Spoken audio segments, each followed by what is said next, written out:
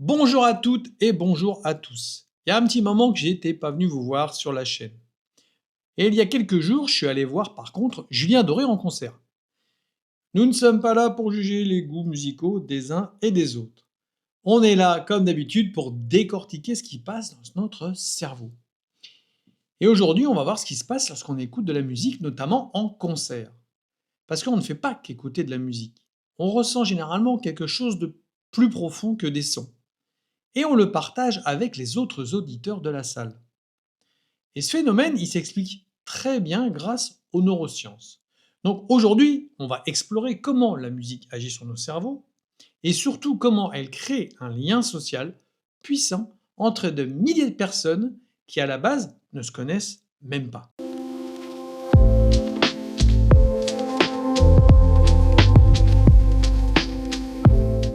Alors évidemment, quand des milliers de fans vont voir le même artiste, c'est qu'ils ont sensiblement les mêmes goûts. On a rarement vu un auditeur passionné de Mozart ou Schubert aller se déchaîner sur un concert de Rammstein.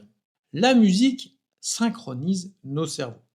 Ceci étant dit, et quel que soit le style de musique qu'on choisit, nos neurones se calent sur la structure rythmique. C'est un entraînement neuronal. Concrètement, les neurones concernés par le son s'alignent sur le tempo. La motricité se met au diapason et même les zones liées à l'intention se synchronisent. Plus le rythme est marqué, plus cette synchronisation est forte. Et le corps suit automatiquement. Cette synchronisation se propage à l'ensemble de notre corps. La respiration devient plus régulière, le rythme cardiaque se stabilise et les micro-mouvements s'alignent. On dirait presque une séance d'hypnose. En concert, quand des milliers de personnes bougent en même temps, c'est cette harmonisation biologique qui crée une unité visible dans le public, comme si on ne faisait plus qu'un. Car la musique active les hormones du lien, à commencer par la fameuse dopamine, l'hormone du plaisir. Et quand tout le monde ressent cette montée de dopamine en même temps, on crée un état émotionnel partagé. Mais notre corps libère aussi des endorphines, endorphines qui engendrent une sensation de bien-être. Et quand on se sent bien, quand on se sent heureux, on a plus tendance à le partager, même avec de parfaits inconnus. C'est ce qui explique que dans les moments forts d'un concert, il peut y avoir une sorte d'euphorie collective. Chanter ensemble, battre la mesure ensemble, vivre une émotion intense ensemble, tout ça fait aussi monter l'ocytocine. C'est cette hormone qui permet de renforcer le sentiment d'attachement, d'augmenter la confiance envers les autres, même entre inconnus. Et dans beaucoup de concerts, on ne fait pas qu'écouter de la musique, on bouge souvent au rythme des mélodies. Et quand plusieurs personnes suivent le même rythme, le cerveau active les zones liées à la coopération, à l'appartenance, à la coordination sociale.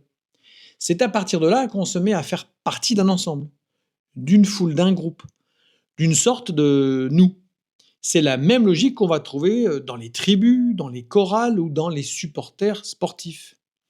Depuis des milliers d'années, les groupes humains chantent ensemble pour se rassembler. Que ce soit des chants guerriers, des chants religieux, des chants festifs, le principe est toujours le même.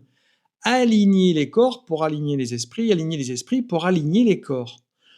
On observe également ce phénomène chez les supporters qui scandent à l'unisson dans les stades. En concert, le public devient une sorte de tribu temporaire guidée par la même musique, par le même artiste. Et ce, grâce à des neurones dont on a déjà parlé sur cette chaîne, les fameux neurones miroirs qui vont s'activer.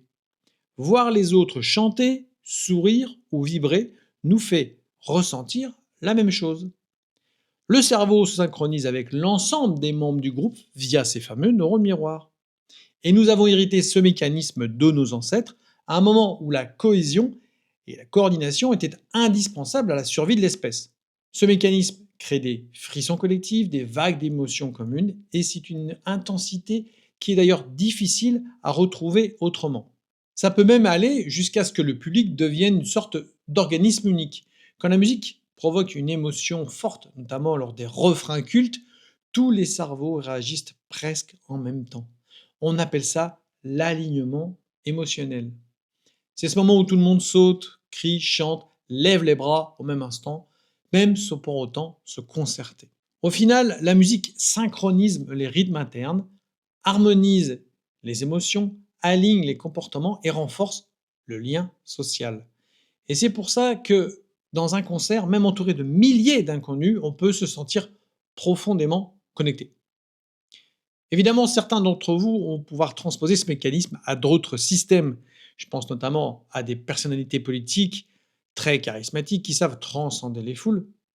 Mais je pense également aussi à des gourous qui connaissent très bien ces mécanismes et qui en profitent pour influencer les esprits les plus faibles. Bref, la musique n'est pas qu'un divertissement, c'est un formidable outil de cohésion qui est extrêmement puissant, capable de synchroniser des centaines de milliers de cerveaux en quelques instants. Et quant à Julien Doré, je vous recommande vraiment d'aller voir son spectacle.